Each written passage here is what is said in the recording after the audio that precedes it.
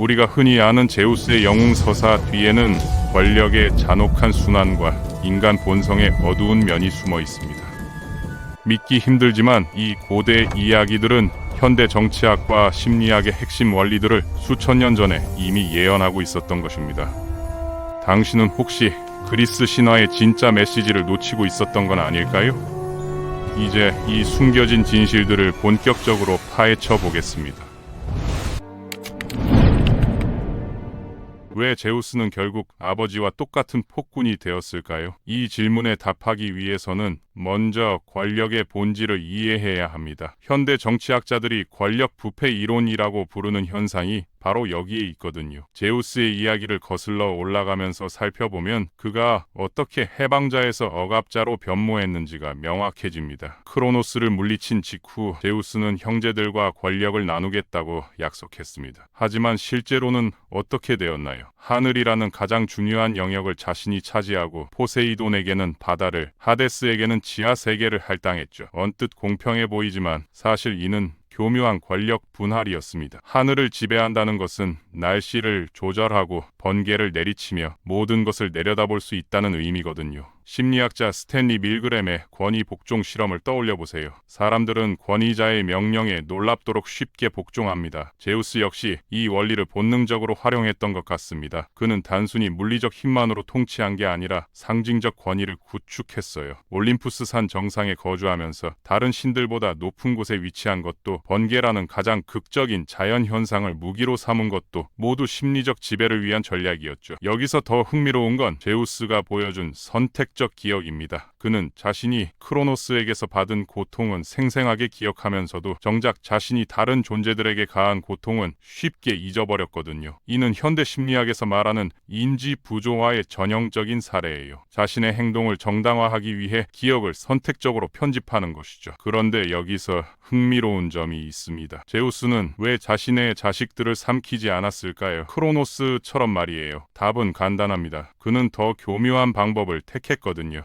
직접적인 폭력 대신 정치적 조작을 선택한 것이죠. 아테나를 자신의 머리에서 태어나게 해서 아버지의 지혜를 강조했고, 아폴론과 아르테미스 같은 자식들에게는 특정 영역의 권함을 부여해서 충성심을 확보했습니다. 이런 통치 방식은 현대의 독재자들이 사용하는 포섭과 배제의 정치학과 놀랍도록 유사합니다. 북한의 김씨왕 왕조나 중국의 시진핑 체제를 보세요. 직접적인 숙청보다는 당근과 채찍을 교묘하게 활용해서 권력을 유지하잖아요. 제우스 역시 마찬가지였습니다. 특히 그가 자식들에게 부여한 권한들을 자세히 살펴보면 모두 제한적이고 상호 견제적인 성격을 띠고 있다는 걸 알 수 있어요. 하지만 제우스의 진짜 천재성은 다른 곳에 있었습니다. 바로 정당성의 서사를 만들어낸 것이죠. 크로노스는 단순한 권력욕 때문에 아버지를 죽였지만 제우스는 형제들을 구원하기 위해 아버지와 싸웠다고 포장했거든요. 이는 현대 정치에서 말하는 프레이밍 효과의 고전적 사례입니다. 생각해보세요. 똑같은 행위라도 어떻게 해석하느냐에 따라 전혀 다른 의미가 됩니다. 크로노스의 행위는 반역이지만 제우스의 행위는 해방이 되는 거죠. 이런 서사적 조작은 현대 정치인들이 여전히 사용하는 핵심 전략입니다. 자신의 정치적 행위를 도덕적 명분으로 포장하는 것 말이에요. 제우스는 이를 위해 시인들과 음유 시인들을 적극적으로 후원했다고 전해지는데 이는 현대의 미디어 전략과 정확히 일치하는 방법이었습니다. 그렇다면 티탄족과의 전쟁은 어떻게 해석해야 할까요? 표면적으로는 구세대와 신세대의 대결로 보이지만 실제로는 기득권층 내부의 권력 투쟁이었을 가능성이 높습니다. 티탄들도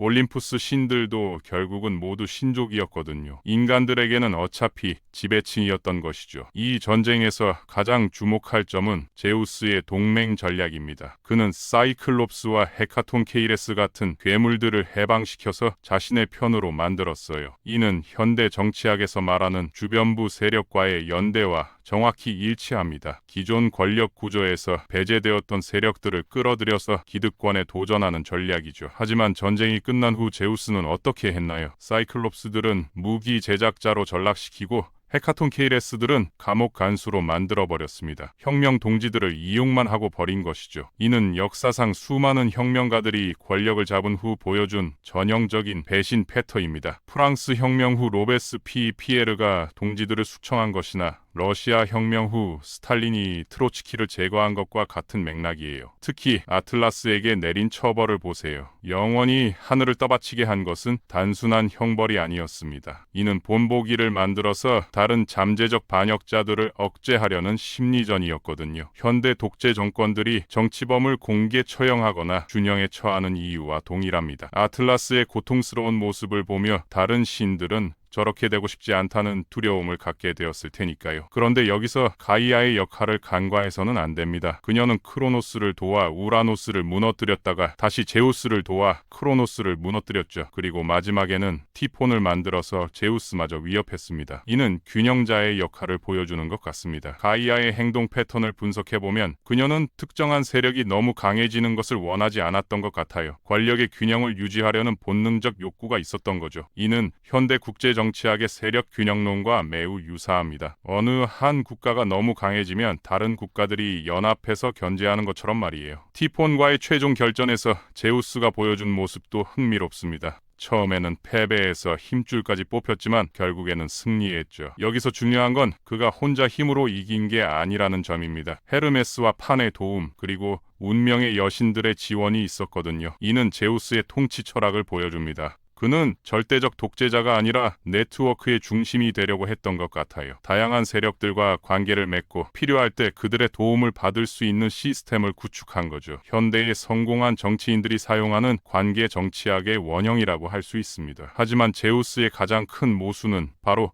여성 관계에서 드러납니다. 그는 수많은 여신들과 인간 여성들과 관계를 맺었지만 정작 아내 헤라와는 끊임없이 갈등했거든요. 이는 단순한 개인적 문제가 아니라 권력자의 심리적 불안을 보여주는 사례입니다. 권력자들은 종종 사적 영역에서의 통제욕을 통해 공적 영역에서의 불안감을 보상하려고 합니다. 제우스의 바람기도 이런 맥락에서 해석할 수 있어요. 새로운 관계를 통해 자신의 영향력을 확장하고 동시에 통제감을 느끼려는 심리적 욕구가 작동한 것이죠. 특히 그가 변신술을 통해 여성들에게 접근한 것은 정체성의 유동성을 보여주는데 이는 권력자가 상황에 따라 얼마든지 자신을 바꿀 수 있다는 무서운 진실을 담고 있습니다. 더 깊이 들어가면 제우스 신화는 아버지의 저주라는 주제를 다루고 있습니다. 우라노스가 크로노스에게 크로노스가 제우스에게 똑같은 저주를 내렸죠. 너도 네 아들에게 똑같은 일을 당할 것이다 라는 저주 말입니다. 이는 권력 승계의 본질적 딜레마를 보여줍니다. 모든 권력자는 자신의 권력을 영속화하고 싶어 하지만 동시에 후계자를 길러야 한다는 모순에 직면합니다. 후계자가 너무 약하면 권력이 무너지고 너무 강하면 자신이 위협받게 되죠. 제우스는 이 딜레마를 어떻게 해결했을까요? 그는 아예 강력한 남성 후계자를 만들지 않는 전략을 택했습니다. 대신 딸들에게 권한을 분산시키고 아들들은 특정 영역에만 국한시켰어요. 아테나에게는 지혜와 전쟁을, 아폴론에게는 예술과 예언을, 아레스에게는 단순한 전투력만을 맡긴 것이죠. 이렇게 해서 어느 누구도 자신의 전체적 권위에 도전할 수 없게 만들었습니다. 이런 전략은 현대 기업의 경영진들이나 정치 권력자들도 자주 사용합니다. 핵심 권한을 여러 사람에게 분산시켜서 어느 한 사람이 너무 강해지지 않게 하는 거죠. 분할 통치의 고전적 사례라고 할 수 있습니다. 결국 그리스 신화가 우리에게 전하는 메시지는 명확합니다. 권력은 본질적으로 부패하며 혁명가는 결국 독재자가 되고 해방자는 새로운 억압자로 변한다는 것이죠. 제우스의 이야기는 단순한 신화가 아니라 인간 사회의 권력 구조에 대한 날카로운 분석서였던 것입니다. 이 고대의 지혜는 오늘날에도 여전히 유효합니다. 현대 민주주의 사회에서도 권력의 순환과 견제의 중요성이 강조되는 이유가 바로 여기에 있거든요. 제우스처럼 절대적 권력을 가진 존재는 결국 새로운 도전자를 만들어낼 수밖에 없고 그 도전자 역시 권력을 잡으면 또 다른 제우스가 되는 것이 역사의 반복입니다. 그렇다면 우리는 이 악순환에서 벗어날 수 있을까요? 그리스인들의 답은 의외로 현실적이었습니다. 완벽한 해결책은 없지만 권력을 분산시키고 견제 시스템을 만들고 끊임없이 경계하는 것이 최선이라는 것이죠. 제우스 신화는 바로 이런 정치적 지혜를 담고 있는 불멸의 교과서인 것입니다.